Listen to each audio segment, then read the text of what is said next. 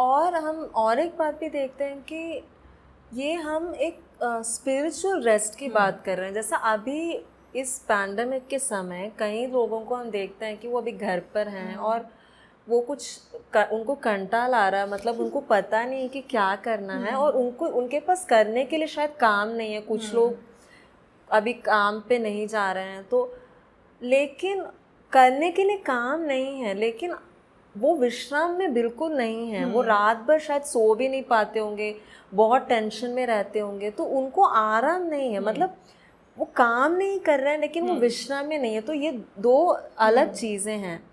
जैसे शैतान जो है वो लोगों को एक परमेश्वर के ऊपर विश्वास करने की जगह में वो लाना नहीं चाहता है। मतलब वो कुछ भी करके उनको अपने में, इस शरीर की बातों में, इस दुनिया की बातों में फंसा के रखना चाहता है। और एक जगह में अभी जो बोला अपने में, जैसे आदम और हवा का एक्चुअली पाप क्या था?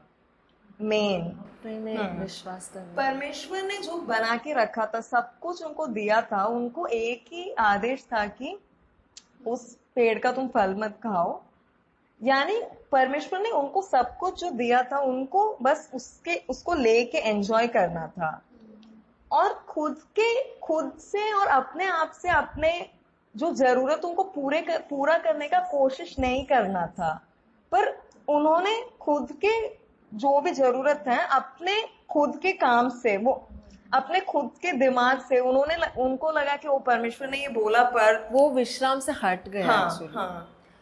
जो तुमने अभी कहा वो भी इसमें एक बहुत ज़रूरी भाग है कि अपने में, और कार्नल, इंग्लिश में बोलते हैं कार्नल, शारीरिक। हमारे जो भी शारीरिक काम हैं वो भले हमको अच्छे काम भी लगे, वो आई थिंक इस विश्राम से बाहर वाले काम हैं। जो आत्मा, परमेश्वर की आत्मा से हम करते हैं, वो ही विश्राम वाले काम हैं। जो हमारे शारीरिक काम हैं, जो हम अपने अपने आप में कर रहे हैं, अगर आप आत्मिक हैं तो आप ये समझ जाएंगे, और हम आगे समझाएंगे कि ये कैसे है। शरीर में जो हम काम करते हैं, अपने शारीरिक मन से जो हम काम करते हैं, वो हमेशा निष्फल ही रहते हैं। भले हम पूरे दिन सुबह से शाम तक खाए बिना सोए बिना भागते रहें, वो काम सब निष्फल ही होंगे, क्योंकि तब हम शैतान जैसे काम कर रहे हैं। मतलब एक पूर्णता के जगह से हम काम नहीं कर रहे हैं, हम कुछ शरीर, इसीलिए जो वो वर्स है ना गलातियों में, भरोसा कर रहे हैं। हाँ, तो परमेश्वर पर हम विश्वास नहीं कर रहे हैं, तो अविश्वास के कारण हम उससे, विश्राम से हट गए हैं। इसीलिए वर्क्स ऑफ द फ्लैश ऐसा लिखा है गलातियों में कि शरीर के काम, आत्मा का फल ऐसा लिखा है, लेकिन शरीर के काम। में हम वो एक वचन पढ़ते हैं ना कि जो अपने मन को यहोवा के ऊपर लगा के रखेगा, उसको वो हमेशा शांति में रहेगा। मतलब वो thou will keep him in perfect peace whose mind is stayed on him। मतलब who trusts in you, जो परमेश्वर पे भरोसा रखते हैं, वो पूरा विश्राम में रह सकते हैं। पर जो खुद के हाथों के कामों पर भरोसा रखते हैं, वो नाश किए जाएंगे। हाँ, वो विश्राम से हट गए हैं। एक जगह में परमेश्वर आयज़ा में कहते हैं कि जो विकर है, जो दुष्ट इंसान है, उसके लिए विश्राम नहीं है। और वो कैसा बार बार कहते हैं, यशाया में वो बार बार आता है कि जो दुष्ट है उसके लिए कोई विश्राम नहीं है। वो कैसा, और एक डिस्क्रिप्शन वहाँ दिया कि वो कैसा है कि वो समुद्र की लहरें, जब समुद्र के लहरें आती हैं, बहुत जोर से आती रहती हैं, धूल मिट्टी, मतलब धूल मिट्टी आता है उनमें, धूल मिट्टी जमा करके वो डालती रहती हैं। वैसा ही है दुष्ट इंसान। और आई थिंक आजकल हम कभी कभी सोशल मीडिया में भी देखते हैं, मैं देखती हूँ इंस्टाग्राम वगैरह, फेसबुक में तो मैं हूँ नहीं, पर ऐसा हर जगह में हम इंटरनेट में देखते हैं कि लोग जो डिस्क्रिप्शन परमेश्वर वहाँ देते हैं ये आयशाया में, कि वो कैसे हैं, जैसे समुद्र के लहर ऐसे गंदगी को आते रहता है, कुछ ना कुछ आते रहता है, कुछ भी विश्राम नहीं है, गंदगी उनमें से निकलती रहती है, और वो बिल्कुल शांत नहीं रह पाते। ऐसे ही जो लोग शैतान के इन्फ्लुएंस में हैं, वो लोग भी ऐसे ही रहते हैं। और जो प्रभु के लोग हैं, जो जिन्होंने परमेश्वर पे मन नहीं लगाया है। परमेश्वर पे मन नहीं लगा है, जो शरीर के हिसाब से चलते रहता है, वो भी सैडली ऐसे ही हैं।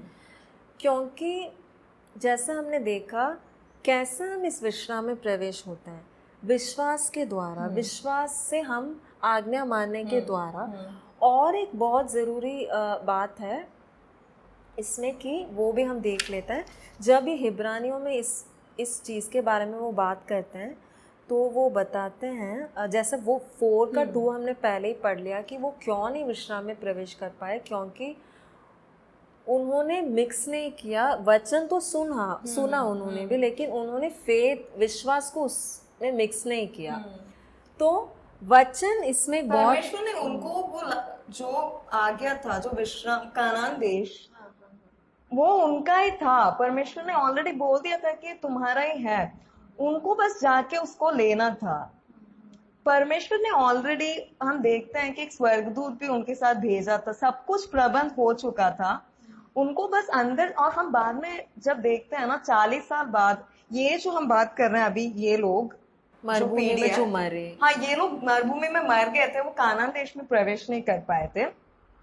पर 40 साल बाद उनके दूसरी पीढ़ी जब वहां पर आई, जैसे हम यहोशू के साथ हम देखते हैं, वो दो और राहब के पास जो 2 स्पाइस गए थे, जो जासूसी करने भेजा था, तब हम देखते हैं कि वो पहली बार जब वो आए थे 40 साल पहले, तब भी वो लोग डरे हुए थे उन लोगों से, जिन लोगों के बारे में अविश्वास से उन लोगों ने बोला कि ओ वो बहुत बड़े हैं, उनके सामने तो हम कीड़ों के समान हैं, वो बहुत विशाल हैं, जायंट्स हैं वहां पर। बट हम देखते हैं कि वो जो जायंट्स थे वो एक्चुअली इनसे डरे हुए थे, क्योंकि उन्होंने सुना था कि परमेश्वर ने कैसे छुड़ाया वो रेड सी को पार किया, कि एक परमेश्वर है जिन्होंने समुंदर को ही 2 बार कर दिया। ऐसे एक परमेश्वर इन लोगों के साथ है करके वो ऑलरेडी बहुत डरे हुए थे। बट इन लोगों ने उस परमेश्वर को नहीं देखा जो उनके साथ ही अपने आप को देखने लग गए कि हम जो है एक कीड़ों के समान है उनके सामने। क्योंकि और अभी भी हमको हमें नहीं देखना है। अगर हम हमें देखने लगेंगे तो हम यही सोचेंगे कि हमारे जो प्रॉब्लम्स हैं उसके सामने हम एक कीड़े हैं। हमें उस परमेश्वर को देखना है जो हमारे साथ है और जिन्होंने समुद्र को 2 पार करा हुआ है। वो उस दिन मैं एक्चुअली ये भी सोच रही थी, इससे कनेक्टेड नहीं है, पर मैं एक्चुअली ये भी सोच रही थी कि ये कोरोना वायरस जो भी चल रहा है, हम ऐसे भी सोच सकते हैं ना, जैसे समुद्र, ऐसा लग रहा है कि हर जगह समुद्र के अंदर क्या क्या होता है, डर, मतलब।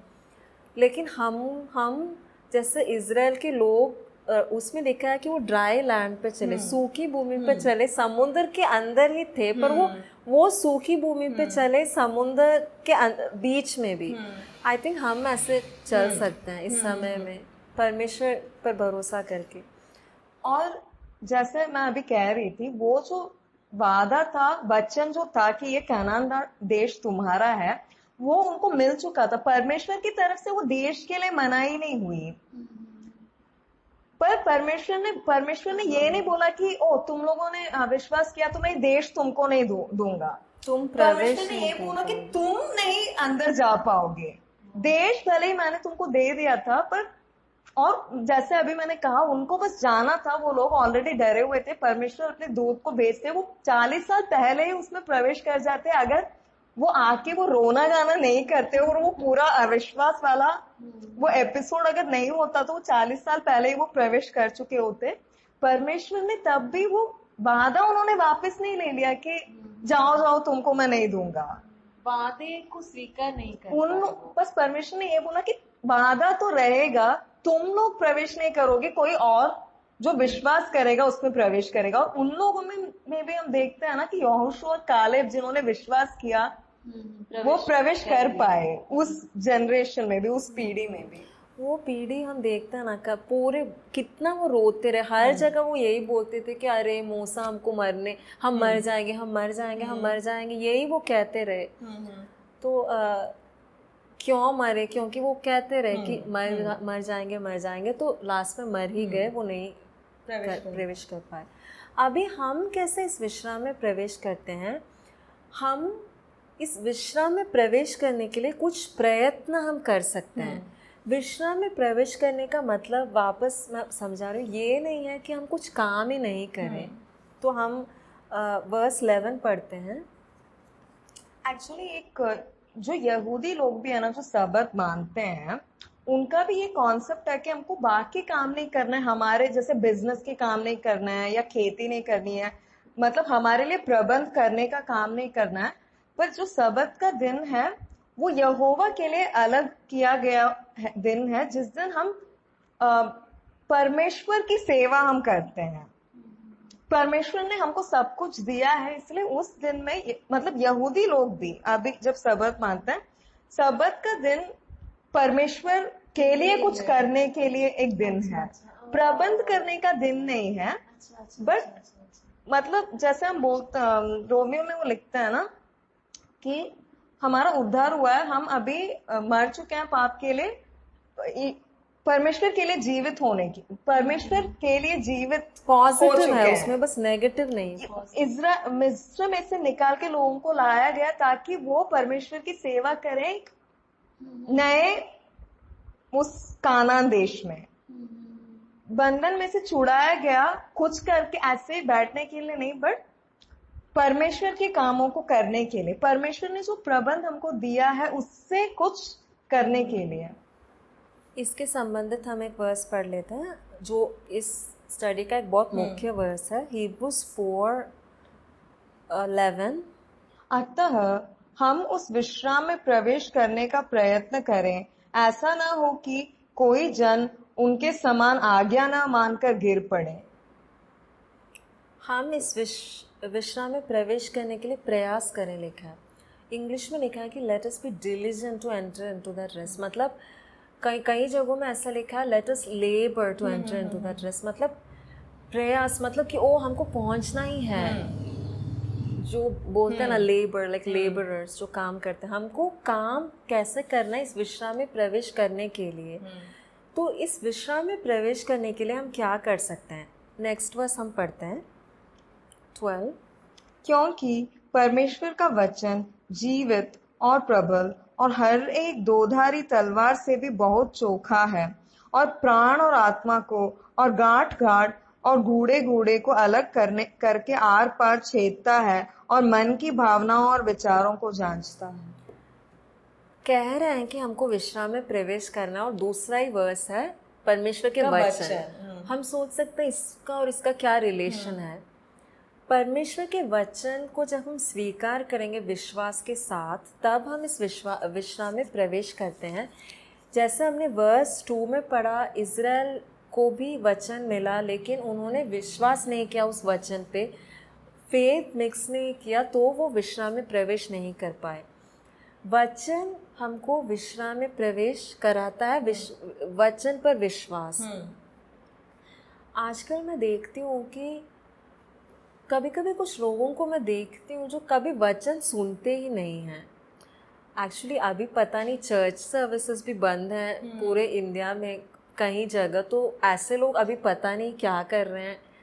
मैं तो कल्पना भी नहीं कर सकती, क्योंकि कुछ लोग, आई होप वो लोग अभी वचन सीखने लगे होंगे, अपने आप वचन पढ़ने लगे होंगे। क्योंकि कई लोग ऐसे हैं जो संडे चर्च में आते हैं, वचन सुनते हैं, जाते हैं घर में, फिर अपना ही कुछ करते रहते हैं, पूरे हफ्ते वचन सुनते नहीं हैं।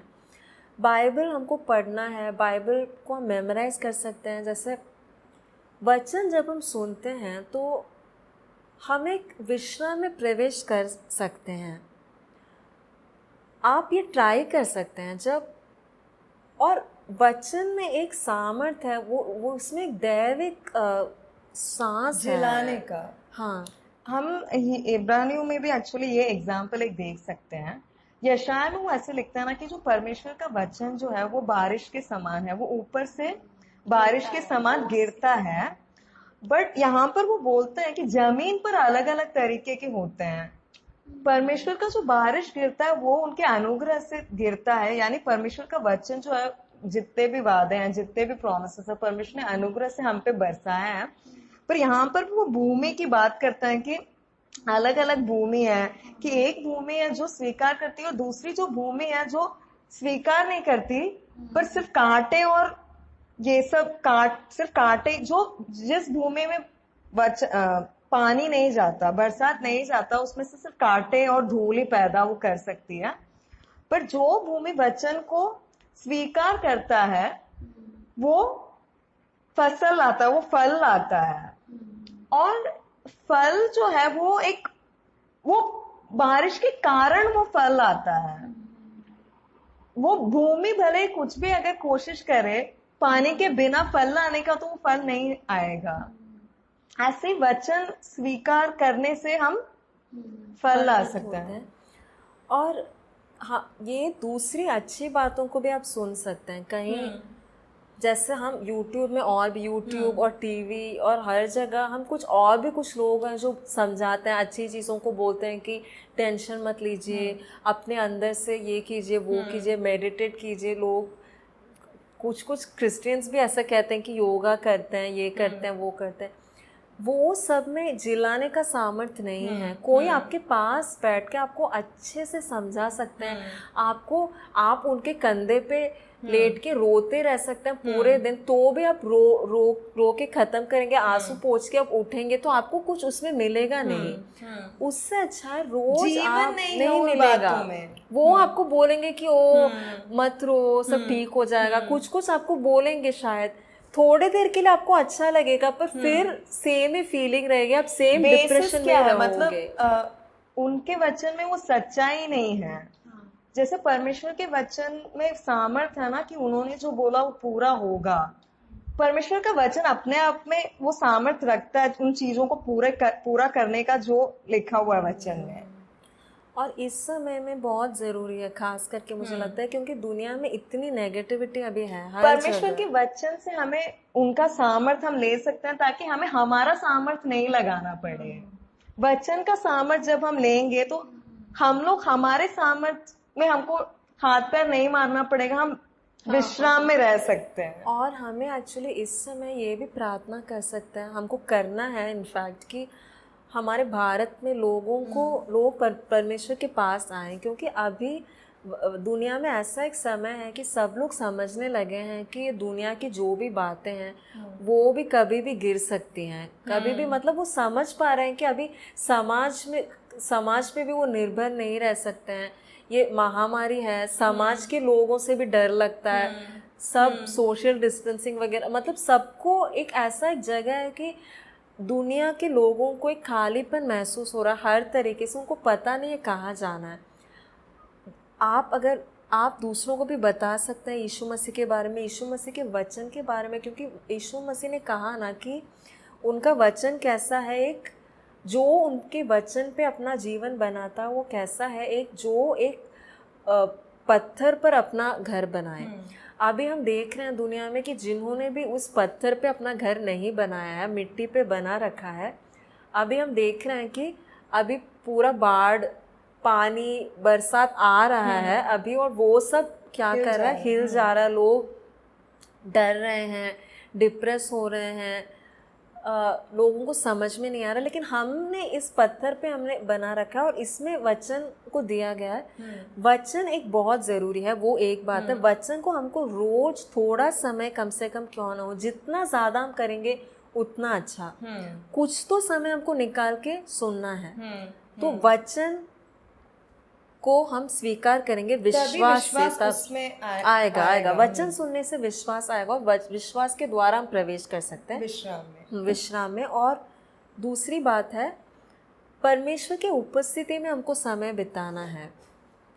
परमेश्वर की उपस्थिति में जब हम समय बिताते हैं तो परमेश्वर ऐसे जैसे एक उनका जीवन हमको मिलता है। परमेश्वर हमसे बात करते हैं, रेमा जैसे उनकी बातों को हम सुनते हैं। दिन भर दिन हमको क्या करना है, जो सिचुएशन अभी अजीब सिचुएशन है उसमें हमको कैसे सामना करना है, सब कुछ परमेश्वर हमको तब बता सकते हैं जब हम उनके उपस्थिति में बैठेंगे। कई लोगों को शैतान ऐसे एक जगह में डाल देता है कि वो अपने ओर से कोशिश करते रहते हैं, कुछ करते रहते हैं दिन भर दिन, भले वो पास्टर को फ़ोन करें, दूसरे विश्वासियों से भी बात करें, लेकिन वो प्रभु की उपस्थिति में जब तक थोड़ा समय एटलीस्ट नहीं स्पेंड करते, उनके दिल में विश्राम नहीं होता है।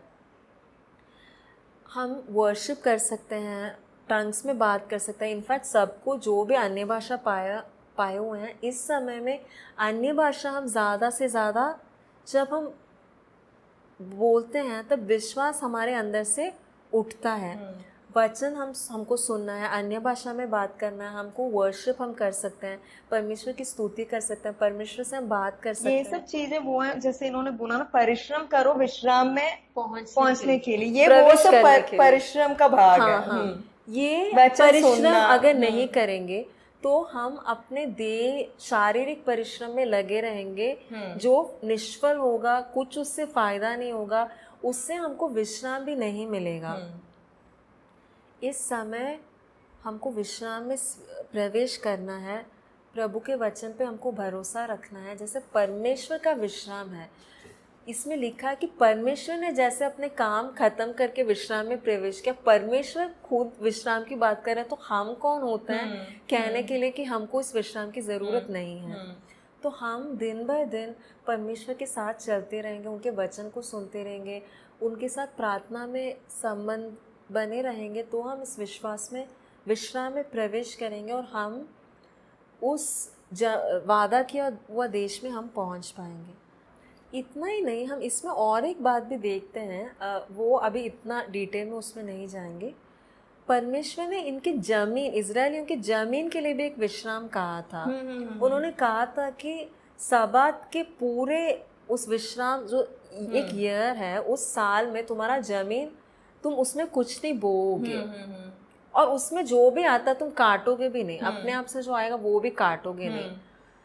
तो और ये परमेश्वर ने इतना सीरियसली बोला था, और हम देखते हैं बाद में कि इजराइल के लोगों ने ये माना नहीं, इसलिए उनको बाबिलोन निकाल दिया गया, बाबिलोन में जाना पड़ा। और उस समय हम देखते हैं कि परमेश्वर ने 70 साल बाबिलोन में वो रहे ताकि जमीन को 70 साल का आराम मिले, क्योंकि उन्होंने 70 साल वो रखा विश्राम नहीं दिया था जमीन को।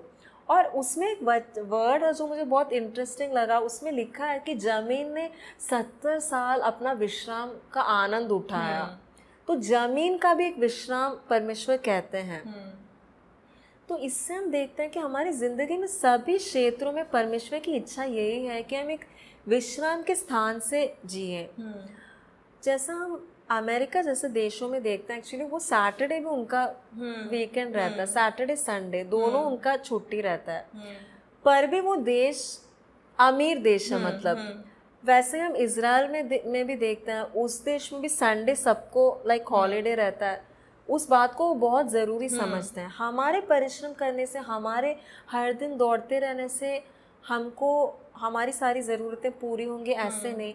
जब आप परमेश्वर के विश्राम में जाना सीखेंगे, उस जगह में आप रहेंगे। जैसे परमेश्वर ने कहा था ना इजरायलियों को, जब उन्होंने मूसा को बनाया था कि तुम मिलन तंबू बनाओ मेरे लिए, उन्होंने ये कहा था कि ताकि मैं उनके बीच वास करूं, निवास करूं। उसमें हिब्रू में ये शब्द है कि सिट, कि मैं वहां बैठूं, एक जगह मेरे लिए तैयार करो कि मैं तुम्हारे बीच आके बैठूं। परमेश्वर के साथ भी हमारा रिश्ता ऐसा होना चाहिए कि वो, जैसे यीशु मसीह कहते हैं ना कि मैं खटखटाता हूँ कि ताकि तुम को जो भी मेरी आवाज़ सुन के दरवाज़ा खोलेगा, वो मैं अंदर आऊँगा और हम लोग बैठ के भोजन करेंगे। वो मेरे साथ भोजन करेगा, मैं उसके साथ भोजन करूँगा। भोजन हम करते हैं तो हम कैसे करते हैं? आराम से बैठते हैं, खाना बनता है, हम कहीं जाते हैं खाने के लिए भी तो भी हम इंतज़ार करते हैं, बात करते हैं, खाते हैं, एकदम सब बैठे रहते हैं। परमेश्वर के साथ भी हमको ऐसा ही रिश्ता बनाना है। कुछ लोग ऐसे परमेश्वर के साथ रिश्ता बनाए रखते हैं कि परमेश्वर उनकी ज़िंदगी में बस दौड़ते रहते हैं। परमेश्वर को भी वो शायद एक्सपेक्ट करते हैं कि परमेश्वर भी उनके साथ दौड़ते रहें, लेकिन परमेश्वर का स्टाइल ये नहीं है। जैसे उन्होंने कहा कि मैं बैठूं, तुम्हारे बीच में बैठूं। परमेश्वर के साथ हमको रहना है, परमेश्वर के साथ हमको विश्राम करना है। मतलब परमेश्वर के साथ हम इस विश्राम में प्रवेश कर सकते हैं।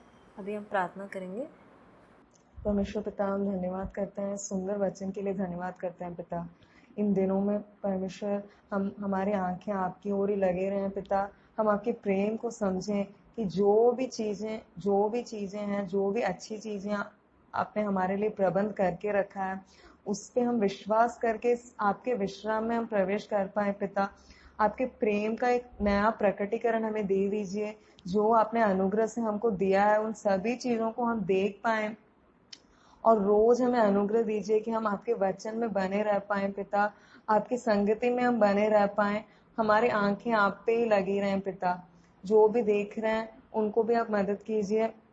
जिनको भी बीमारियां हैं, जो भी आर्थिक समस्या है, उनके लिए भी हम प्रार्थना करते हैं पिता कि वो विश्वास से आपके विश्राम में प्रवेश कर पाए। जो भी बीमारियां हैं, यीशु मसीह के नाम से हम कहते हैं कि चंगे हो जाएं और विश्राम हो जाए पिता। आपके लोगों को विश्राम मिले, कि एक प्रकटीकरण मिल जाए आपके अनुग्रह का और आपके वचन का, कि वो विश्राम में प्रवेश कर पाए।